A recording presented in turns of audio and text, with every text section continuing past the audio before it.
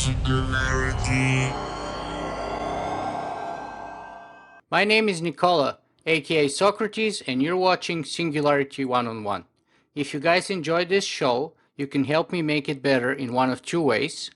Number one, you can write a brief review on iTunes, or number two, you can simply make a donation.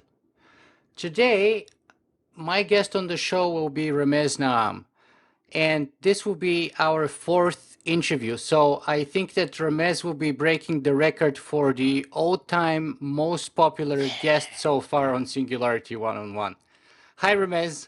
Hi, Nicola. I'm so happy to have you back on my show. Thanks. It's great to be here again.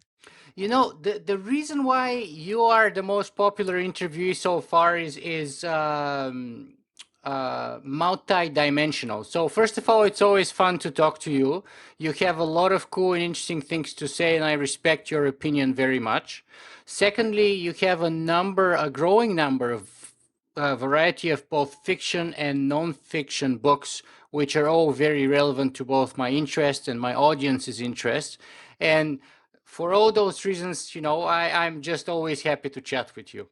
Well, thank you, Nicola. I thought it was my stunning good looks, actually, but Well, I don't want to disappoint you there, but it's like me trying to say, well, probably not as bad, but me trying to say that people come to watch my show because of my amazing haircut or something like that.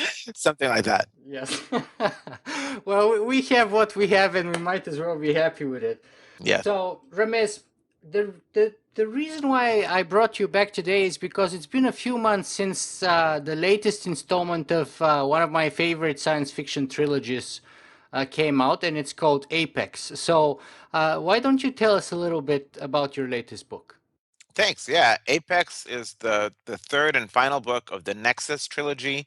Nexus deals with nanotechnology in the human brain that enables brain-to-brain communication wirelessly, and Apex takes it to sort of the societal impacts in a very explosive way, spanning the U.S., China, India, the whole world. That's fascinating. So let me ask you, do people who perhaps may not have read part one or part two so far, do they have to start at the beginning or can they just jump in and read the last one? You should read the whole series. You should start with Nexus, and then you'll appreciate what happens in Crux and then Apex a lot more. Yeah, I have to agree with that. I mean, I think that you could read Apex on its own and it will be still absolutely amazing, but it will be best if you start at the beginning so you can follow the character development and all the sort of the twists and turns that they take to get to where they are at the beginning of book three. And speaking of book three, I have to say, you sure as heck know how to grab the attention from the very first line. Thank you.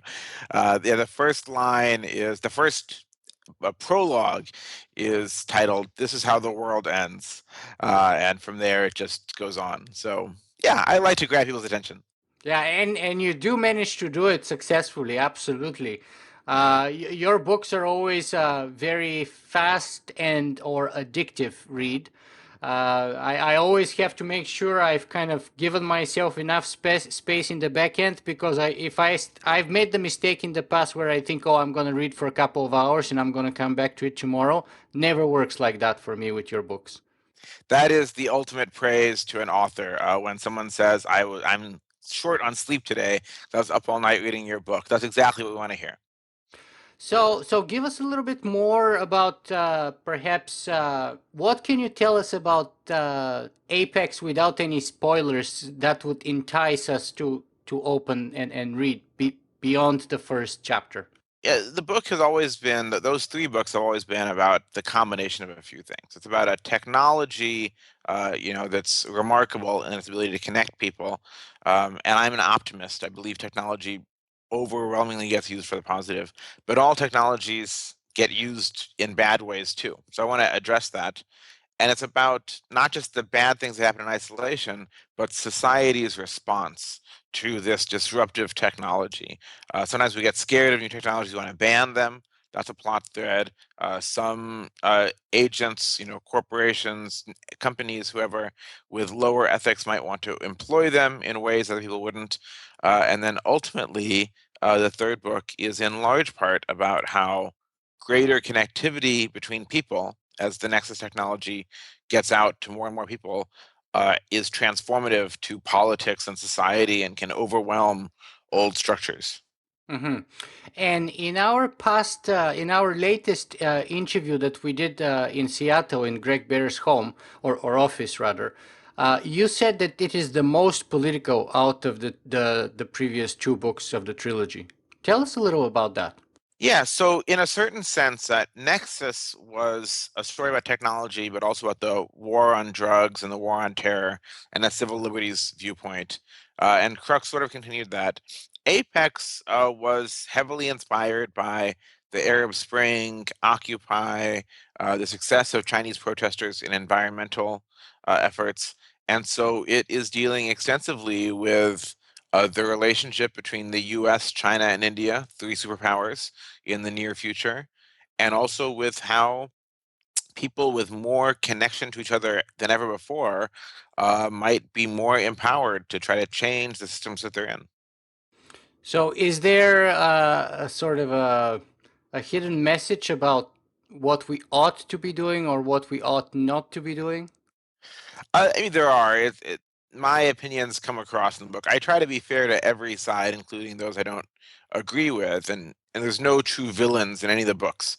I don't think there are people or entities doing what they're doing for a reason that it seems very wise to them.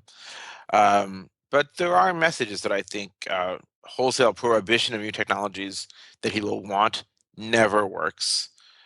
You just push things underground, you make them out of sight, safety goes down, ethical uses go down. So that's one message. And overall, though, it's a message of optimism, of hope, that more empowerment of individuals and more ability of people to connect really gives them the ability to choose their own destiny as individuals or as societies. Yeah, and is that connected in any way with the size of the book, perhaps? Because correct me if I'm wrong, but I think that one was the thickest of the three. The books have gotten thicker, each one. So Apex, my publisher said, "Why don't you make this two books?" And there was just no convenient way to do it. So it is a thick book, and it's because I want to deal with political unrest in the U.S., with what's happening with our protagonists, with protests and riots on the streets, and with similar themes in China. And that took some serious amount of wordage to do justice to, I think, to treat it in a deep way. But as you did, most people tell me that it still reads extremely quickly. It does, absolutely.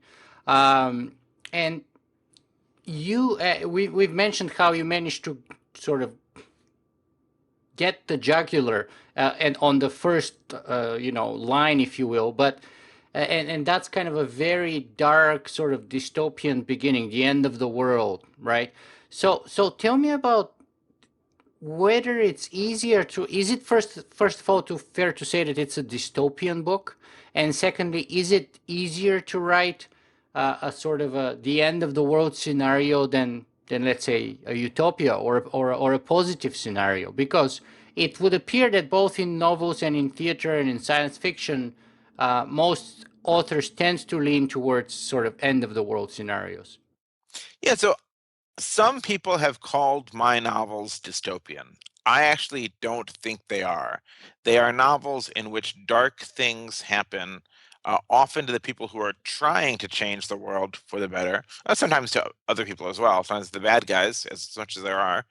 But overall, the world is getting better. Um, I've been compared to Michael Crichton, and I think it's interesting because Michael Crichton wrote thrillers for a mass audience, but in his thrillers, science or scientists were often sort of not exactly the villains, but the cause of the problem. In Jurassic Park, it's that the scientists don't understand the ramifications or the consequences of the thing that they're doing. My books are sort of the opposite. They are books that are thrillers, but where the scientists are generally the good guys, and more knowledge is good, and politics is often holding it back. But ultimately, they're optimistic about the ability to push past that with a great deal of struggle. And I don't want to, not portray that. It is easier to write a dystopian book in a lot of ways, and there's a couple of reasons for that. Uh, the biggest one for me, and I don't think that my books are dystopian, but they have dark elements. The biggest one for me is that you want the book to be a page turner. And if I wrote a book that said more people were able to connect and crime went down, violence went down, innovation went up, peace and harmony, uh, people would be like, why am I reading this when I put this down and pick up the Hunger Games? Because that's more exciting.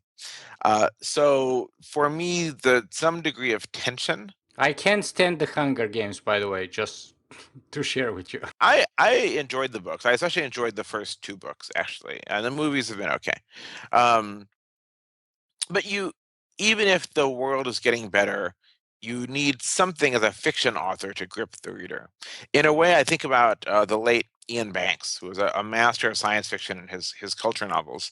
His culture novels were set in a utopia, more or less, sort of a post-scarcity utopia of friendly AIs and so on. And yet, they're some of the darkest science fiction ever written because he writes these gripping plot lines on the very margins, on the very edges of the utopia.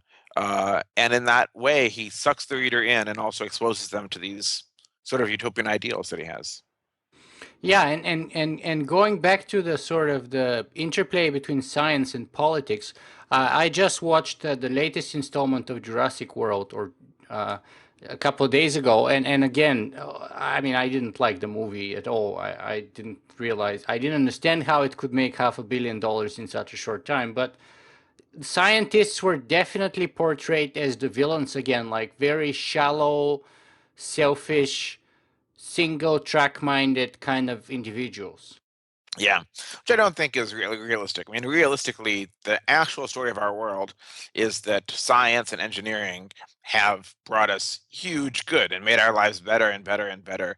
And not that politicians are necessarily the bad guys either, but that progress really does happen. But again, you've got to have a hook. You've got to have some reason to cause excitement in the reader. And so Crichton often, not always, did that by having this plot thread where a scientist does something in secret that no one knows about. This is David Brin's critique of Crichton, that it's about the secrecy. And then when their secret thing is unleashed to the world, bad things happen. Because if they'd only gotten input earlier, somebody would have told them that's a bad idea. In the real world, science happens through publication and peer review, and you're kind of constantly getting input from others. And there's all sorts of ethical journals and people pontificating on TV and in print about whether or not your research is a good idea or not. It's nothing like what happens on Jurassic World or the Island of Dr. Moreau or any of these stories. So is it in a way, at least partially, a defense of science and at least partially an assault on politics? Yeah, it is, and politics don't have to be bad anyway. It's an assault on the politics of control. I'm a civil libertarian. I think the war on drugs in the U.S. is a terrible thing. I think the war on terror is itself a terrifying thing. And so when I was writing Nexus, the very beginning, I knew the technology I wanted to write about, this brain-computer interface technology that fascinated me. And when I thought about the plot threads, I thought, well, the thing that aggravates me most in the sort of the political situation is the reduction of civil liberties, reduction of freedom in the name of fear that's not entirely ungrounded, but massively exaggerated. And so that's really what I'm advocating for. They're books that are pro-freedom. Let me ask you a couple of very selfish questions here. Sure. So I watched the previous interview with you where you had someone who asked you to be a character in one of your books. And you said that since they were the only person who ever asked you for that, you put them there. I did, yes. That was Michael Arrington. How about if I make myself the second person? Okay, Nicola, for you, you will be a character in the next book. You might die early. There's no guarantee, but I'll put you in. That's Remind okay. me an email. Yes. Absolutely. Well, actually, I recently interviewed PJ Manny on her first book, and she kills Anders Sandberg in the first couple of pages. Not Anders. Oh no. He's such a likable fellow He too, is. right? At Yes. least for me, there's not going to be too many people crying, but he's such a likable fellow. Anders is very likable, but so are you. I think there will be some tears shed when you brutally die. Yeah. We'll see. We'll see. We'll see. Yeah. Okay. And the other selfish question is, when are you going to write an article for Singularity Weblog? Oh my gosh. I am trying to say no to more things so that I can say yes to things like writing novels that I know you love. So I will not say yes to that on air because I know you want a novel. Okay, fair enough. Yeah, and since I'm a fan of your novels, I don't want to take away of that time. Plus, I'm already going to be character in your next novel, so I'd better be careful from now on, right? Something like that. Otherwise, who knows what's going to happen? So, with such a okay, let's talk a little bit about the science behind your Apex novel. How realistic is it to expect that it would materialize itself? So there's one prime piece of science throughout the Nexus books, which is neural interfaces, neural prosthetics, the idea that there is technology running in your brain that can communicate wirelessly with other people and even do other things that can affect the function of your brain, can put you to sleep or can maybe interact with your memories or your body and so on. There's another set of things in Apex, but we can leave that for a second. That technology of brain computer interfaces or neural prosthetics is real in a sense today, but it's very primitive. And it's primitive really in two ways. Actually, before I say how primitive it is, let me tell you what's happening. So, as your listeners and watchers probably know, we have had implants placed in the brain that allow paralyzed people to control robot limbs or to control a cursor on a screen by thinking about it. And those limbs and those cursors become an extension of their body. We have pumped video straight into the visual cortex of blind people. We have 200,000 people that have cochlear implants that are not hearing aids. Instead, they send electrical signals straight into the nervous system. And in mice, we have restored damaged memories. We've gotten the ability to record a memory and play it back. And in monkeys, we've even improved their pattern matching skill. So all of this, is where I extrapolate from. Hey, we can get data in and out of the brain. We could then send it from person to person. We could do various processing on it. But in the real world, the big hurdle is that to get these implants into the brain, we have to cut open the skull. And few people are really excited about voluntary brain surgery. Right? If you are a quadriplegic and someone says, we're going to do brain surgery and that will give you the ability to communicate and move and so on again, the upside versus downside looks better. If you are a healthy, normal person, uh, that equation does not look as good. That said, there is progress being made all the time. And just this last week, there was, maybe 2 weeks ago, there was a study where in mice they had injected a mesh of electrodes and they had done it not through surgery, but through a needle. They had stuck a needle into the mouse, through the mouse skull, which is still trauma, but much less than cutting it open. And they had injected this mesh that unrolled and then covered part of the cortex and was a mesh of electrodes where they could address individual neurons. That's one example. And there's others like that where the underlying technology is coming along for three reasons. One, we want to help the sick and injured, and there's tens of millions, maybe hundreds of millions of people that have some problem with sight or hearing or memory or attention or paralysis that could be helped. Two, because we just want to understand the brain better. And three, the second largest funder of such research after the NIH, which is number one, is DARPA.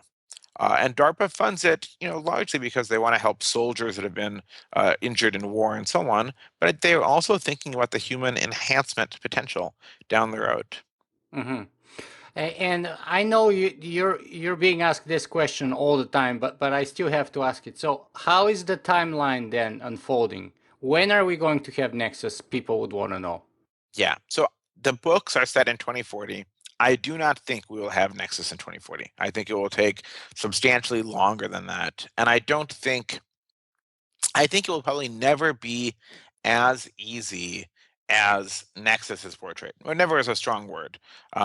But I can imagine that by 2040 we would have something that is, 1% as good as Nexus, perhaps, and that is not as simple as swallowing a vial of nanoparticles, which is how it happens in the books, but is something that is less traumatic than a multi-hour brain surgery and 2 days of inpatient, where it is something like we inject something in through the skull and it unfurls and it gives a little bit of functionality, for instance, or something like that.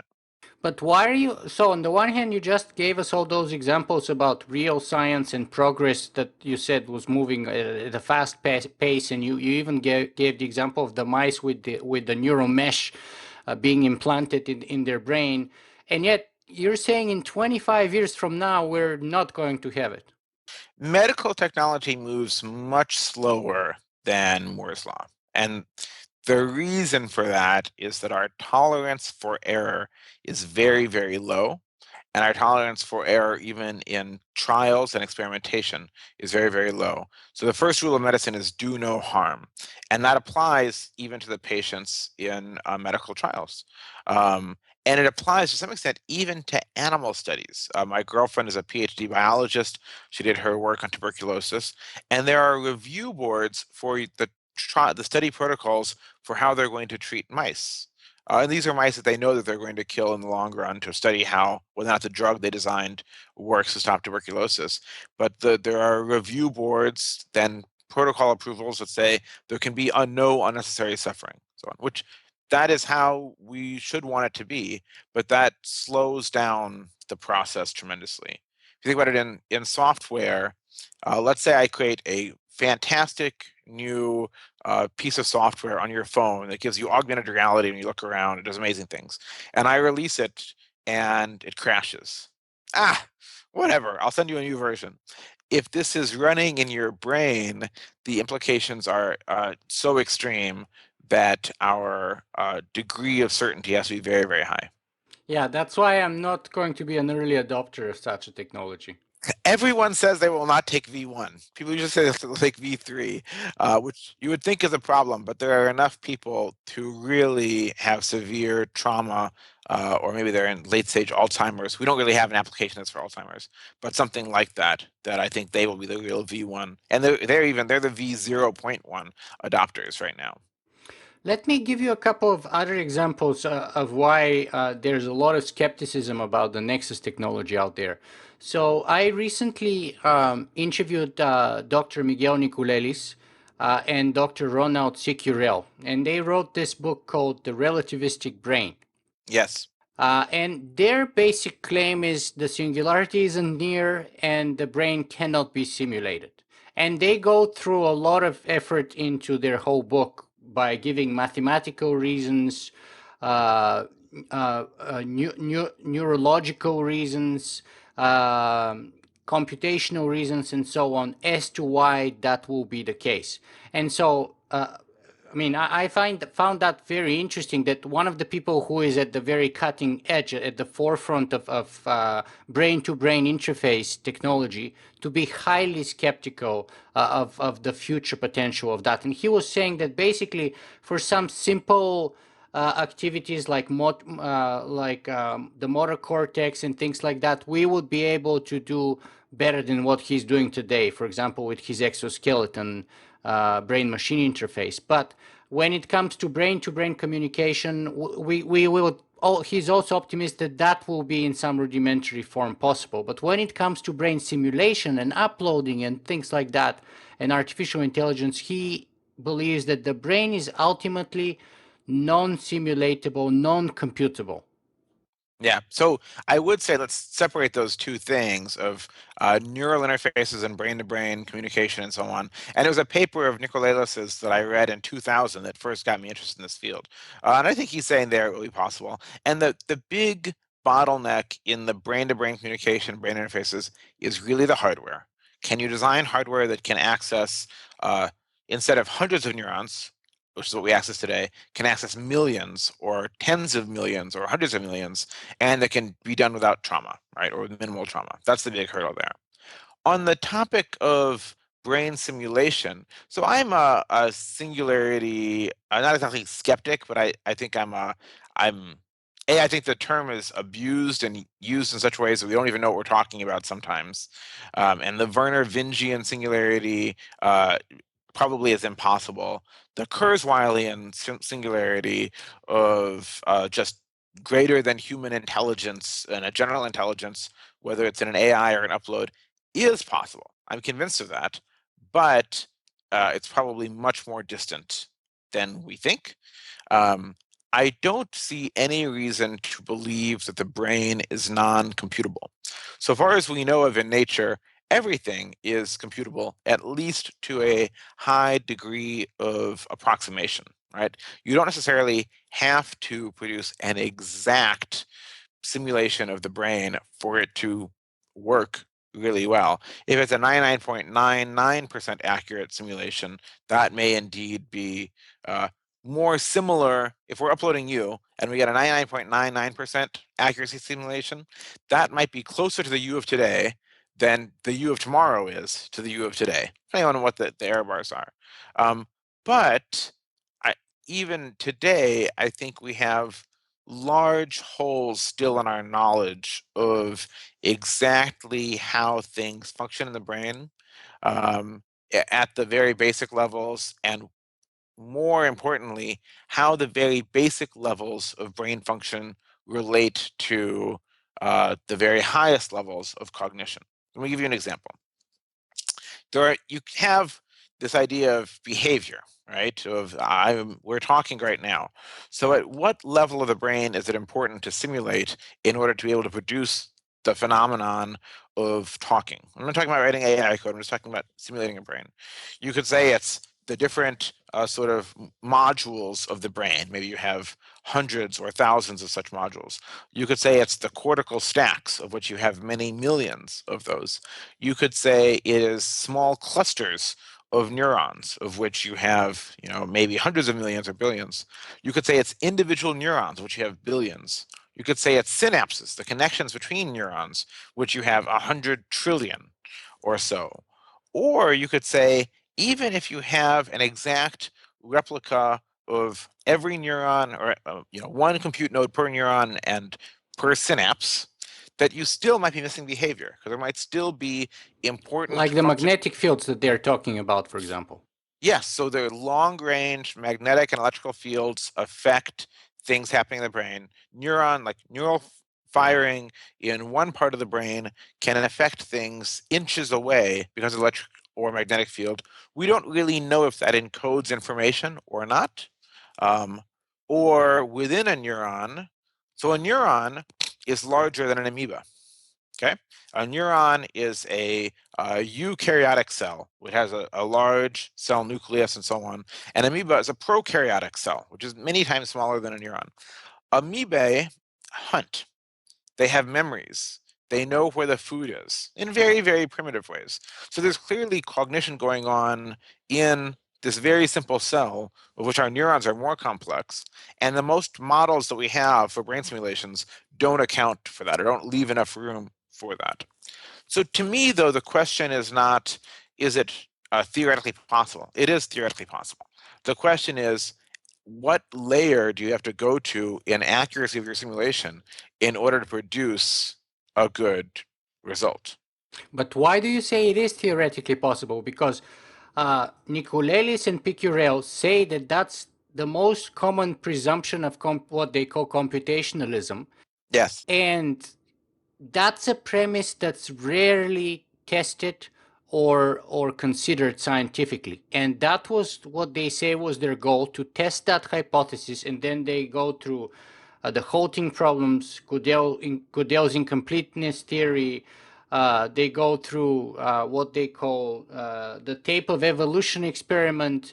They go through all kinds of neurobiological structures which they say are non-computable or non-simulatable.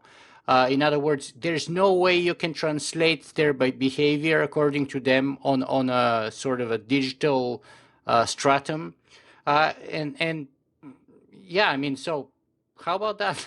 So when someone says something is non-computable, I think they don't understand computation very well, or they're really fixated on 100% precise replication and not approximation. And I have not read the book yet, but let me first address the issue of non-computability, and then I'll come to the most common arguments that Penrose uses arguments along the lines of the halting problem and Gödel's incompleteness theorem, and they're massive abuses. They're like, it's totally wrong, actually. So let's talk about sound, okay? When a sound wave hits you, so I talk to you, something is transmitted electronically. So hey, like acoustic waves leave my mouth and my lungs, strike this little microphone, then they're converted into a digital signal that goes across the internet from Seattle to Toronto, who knows where it bounces through, and then it reaches you, and then it's reconverted into acoustic pulses by your speakers, okay? The if you wanted to model sound exactly, we would have to model the motion of every molecule in between the speaker and your ear, and every molecule in between, well, my diaphragm, probably all the way up to this speaker, right? And those have interactions with the air pressure all around them and the gravity and so on, and it would quickly become a very, very, very intractable problem. Instead, we sample. We sample here at tens to hundreds of thousands of times per second. We sample the activity of just what's striking the microphone, and we ignore everything else. And yet, we produce usable sound. Not just usable sound. We produce very high fidelity sound with different electronics that are still using fundamentally the same algorithm. If we're going to sample 44 kilohertz to 220 kilohertz, like 220,000 times a second, which sounds like a lot, but is many orders of magnitude smaller than the actual data in all the air molecules.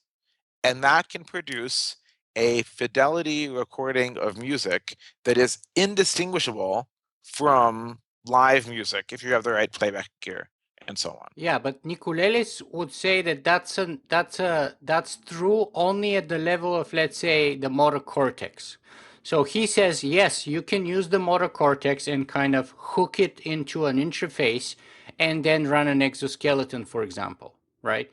But as far as it goes to the higher levels of behavior, such as creativity, love, etc., then he says, or self-awareness, etc., then he says there's no way you can make the jump. So yeah, he says what you say about sound is also true about the motor cortex and about movement, simple motions. But from there on, you're going an order of magnitude, and he says we cannot do that jump.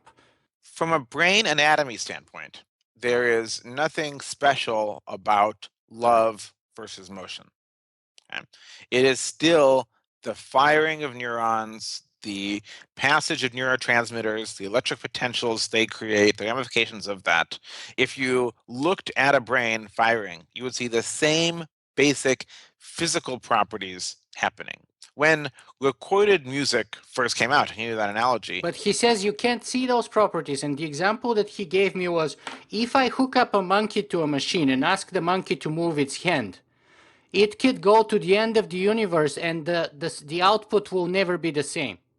That's what he told me. He told me every time it's a different output. It's not the same. That's okay. I mean, every time that we talk, it is not the same sound waves. It is not the same motion of molecules. The brain has 100 trillion neurons, and the pathological patterns of firing are gigantic, right? That doesn't mean that we can't still comprehend what's going on, even if it's slightly different every time. In the same way that I have never said the same word exactly the same way twice, right? And yet you can comprehend it. Um, I think what's happening, so you should be aware that for Nicolelis, before his work and before Philip Kennedy's work in humans and so on, people said that what they did Was was impossible. impossible, Yes, yes. right? But we know that electrically we can. There's much older work actually that has shown that in animals, electrically, we can induce aggression or passivity. We can change who is at the top of a social hierarchy in a primate colony. We can induce pleasure in humans. So there's a lot of work on sort of non motion stuff, and there's the work of Theodore Berger, Ted Berger at University of California and University of Southern California, who's doing work on memory. So in mice, they can record a mice going through a maze. They can restore the ability of the mice to learn new memories after it's been damaged, and they can play that memory back to the mouse a year later, a third of its life later, and have it instantly refreshed. And we don't know the subjective state of the mouse exactly, but that's very evocative. Or Berger and Deadweiler, his colleague at Wake Forest, have done work in primates where in a very complex pattern matching test, they can have a chip in the prefrontal cortex that enhances the ability of the monkey to pick out the right things. That's also very, very evocative. I think what happens is this. So when you hear people talking about the halting problem or Gödel's incompleteness theorem as it relates to the brain or the human mind, they have succumbed to a kind of mysticism that is utilizing mathematical concepts that they don't fully understand in order to justify their preordained belief, which is that consciousness, whatever that means, is not simulatable or is not materialistic. Penrose was the first that I saw to cite the halting problem as a case for why consciousness was based on quantum mechanics in the brain, which is very unlikely just from thermodynamics. Right? And the halting problem is there are computable problems, or there are problems in math where you can look at the problem and you cannot say, will I ever reach the end of this work or not formally? You cannot prove. That's the important thing. You can say, you can guess, but you can't prove that it is a problem that halts eventually or goes on to infinity. Okay? So Penrose said, but humans can figure out that some problems will halt or will not. But the humans are not, they're just taking a shortcut. They're not proving it. They're using a heuristic. And you can write that heuristic down in code if you want to, right? One of the examples that Nicolelis and Picurel give is Alan Turing, and they call um, Turing information, which is information which can be computed on a Turing machine, and then non-Turing information, which Alan Turing himself postulated that there is such an information, and for which you required a non-Turing computer to be computed by. Right. So there is, again, I think we. And they're saying we are that non-Turing computer, therefore we cannot be simulated or computed by a Turing computer. It sounds to me like they have started with their assumption and then looked for things to justify it. So again, you should come down to, does a simulation have to be 100% precise, or can it be approximate? Let me give you another example. When I write a book, okay, that book is let's say the first draft I printed out, it's a certain physical object with certain properties.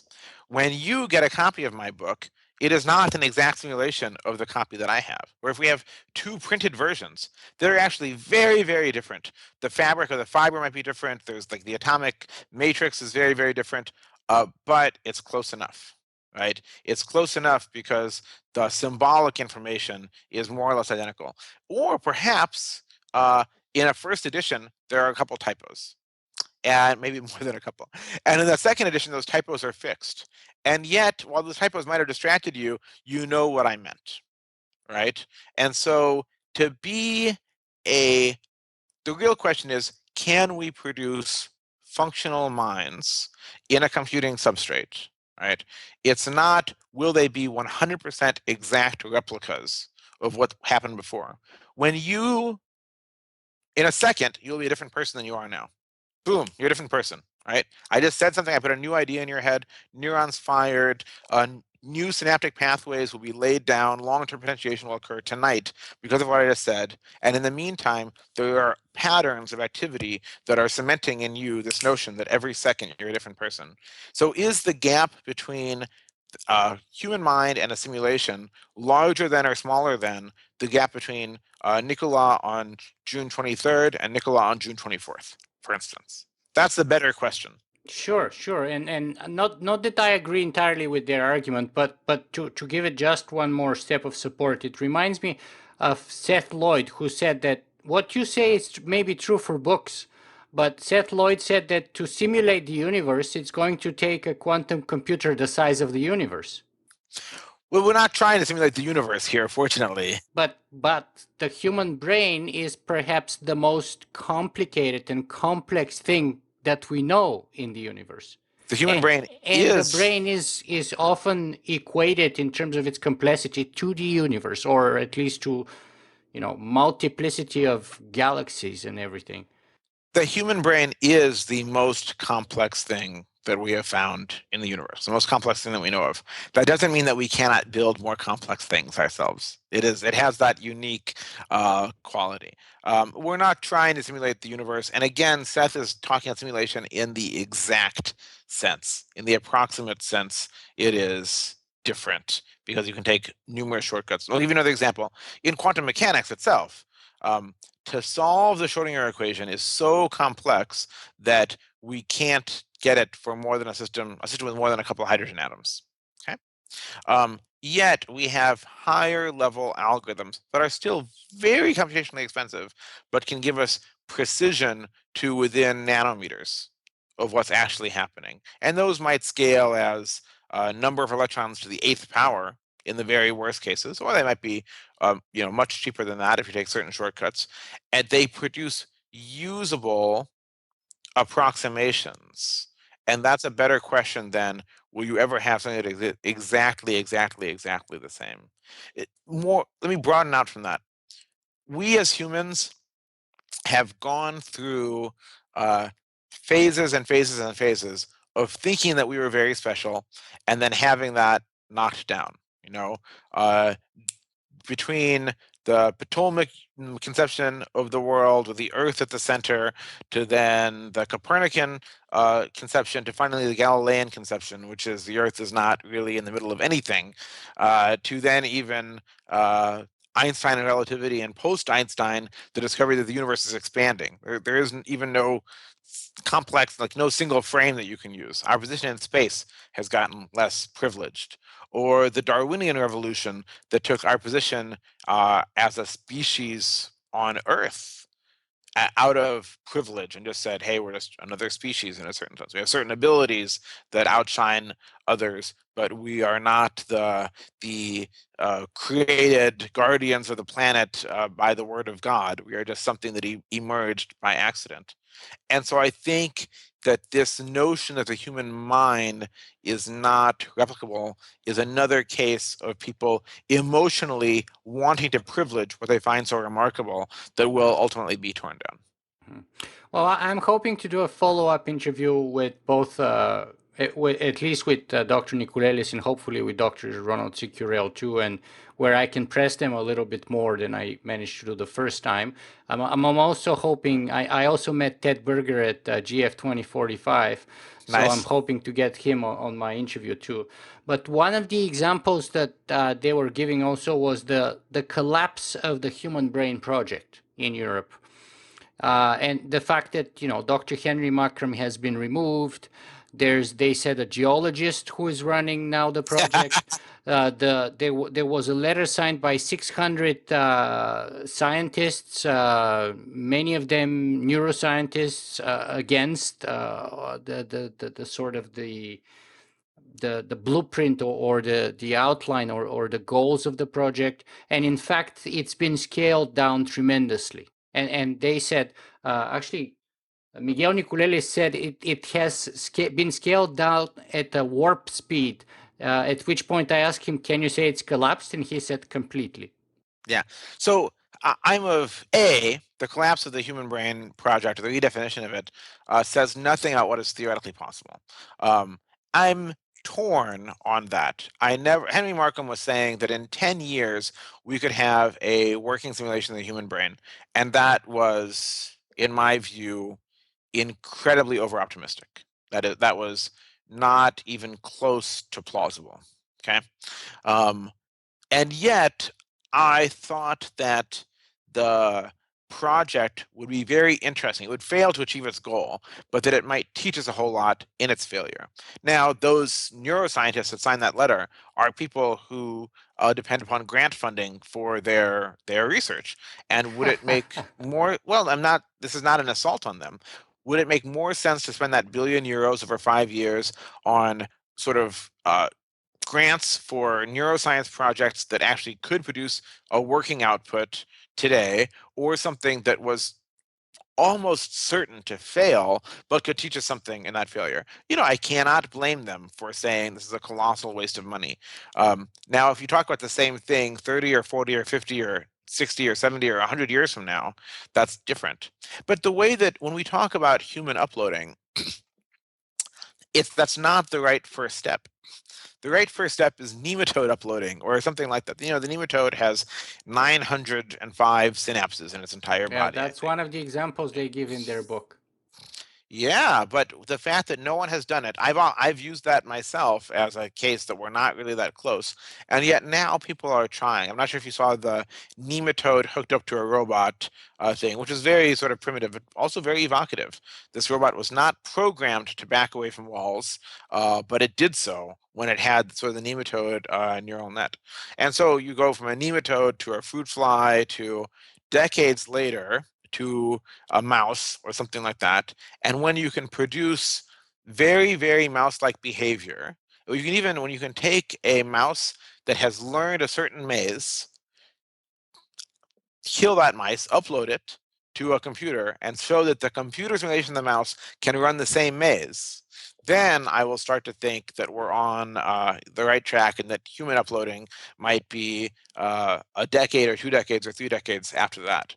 But we're not close to that right now. So that's what we should be looking at, is let's see if we can make the fundamentals work for a much, much simpler neural structure. Hmm. Yeah, and this kind of reminds me about all the skeptics I've had on that, on specifically the Human Brain Project on my show. And those are luminaries such as Noam Chomsky, Marvin Minsky, then you have Gary Marcus, Stuart Hameroff, of course, and a bunch of others who were all like absolutely, and they're all coming from different points of view, but they were all highly skeptical of the Human Brain Project. Yeah. Well, and it makes sense, and I know Gary Marcus in particular. He's become a friend, and Gary, by the way, I'll tell you in conversation, he sees no fundamental philosophical reason that we cannot achieve uploading. Right. So, and I don't have any idea what Chomsky thinks, and Hammerhoff is not a luminary in my mind at all. He's on stuck on the Penrose model. But when you talk to eminent neuroscientists, and I know a few serious neuroscientists now, even they are split. But the split is more like 50-50 on whether or not they can achieve computing. And what I observe is the ones who also have a background in computing are not exactly unanimous, but they generally think it's theoretically possible, but that it's likely to be very complicated and much harder than we think it is right now, which is more or less my view. Hmm. Hmm. Ramez, I think we've covered a lot about your book, and especially the technology, which is the foundation of the book, or sort of the context within which the plot unfolds, if you will. But let me ask you a few other questions. First of all, what's next for Ramez Naam? Are you writing another book, or any update on the film options? We'll see with the film option. Things happen slowly in Hollywood, but my understanding is a script is being written right now for Paramount, and we'll see if Paramount likes it or not. I have another novel in development. It's in very early stages, and that's about all I'll say about that. But it's more science fiction set in the relatively near future on Earth. Hmm. can I push you a little bit on that and ask you yes or no? Is it on technological unemployment? That is one theme that I'm playing with. I actually have several novel options right now. I have not committed to one of them yet. And technological unemployment is maybe not the core of any of the books, but it is something that I think is an interesting and important topic. And in one of the books, it sort of plays a substantial role. So let me grab that idea for a second then, because, besides being a fantastic science fiction writer, you're also a kind of a expert in a number of other fields, such as technological development, renewable energy, environmental sustainability, economics, etc. So I've talked to a number of people on technological unemployment, and it's the same kind of breakdown as with respect to mind uploading, for example. You have the skeptics, and you have those people who say it's already happening. So whereabouts do you stay? Do you stand on that? There's always been technological unemployment, not always, but dating back at least 200 years. There have been jobs destroyed by technology. The question is two questions. One, the pace at which new jobs are created and at which people gain the skills to go into those new jobs. Okay. And sometimes that pace has been slow. It is possible that some of the technological unemployment caused at the beginning of the Industrial Revolution lasted a decade or two. It's tough to say from the data, but that is one interpretation thereof. The second question is the bigger question about right now. And even on the pace question, you can make the case that the pace of technological change is now happening more rapidly than ever, and it's not clear that the pace of education and skills gain is happening as fast. So you have a pace problem, right? And can we accelerate one, for instance? Can we accelerate the rate at which people learn new skills? There's a second sort of the strong technological unemployment case is articulated as technology is getting so good at replacing humans that it is simply not possible for humans to keep pace with the rate at which jobs are being destroyed. And that no matter what we do, it will be the case that there will be an increase, a lasting increase in the number of humans that simply have no jobs that they can do. The first issue is very real. I'm not certain about the second.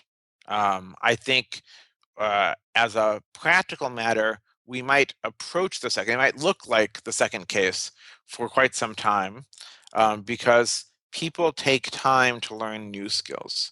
And if you're a taxi driver, for instance, in midlife or later, and self-driving cars destroy those jobs, even though a new job niche is created by technology that in theory a human can fill, it might be very difficult for you if you didn't get the right education growing up, if the right resources are not there for you right now, or even just from a motivation standpoint, to adapt to that new job possibility that technology opens up.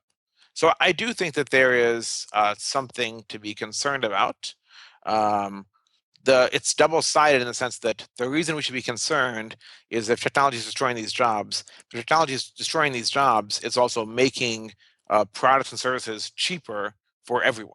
Right? The self-driving car has huge benefit for potentially billions of people.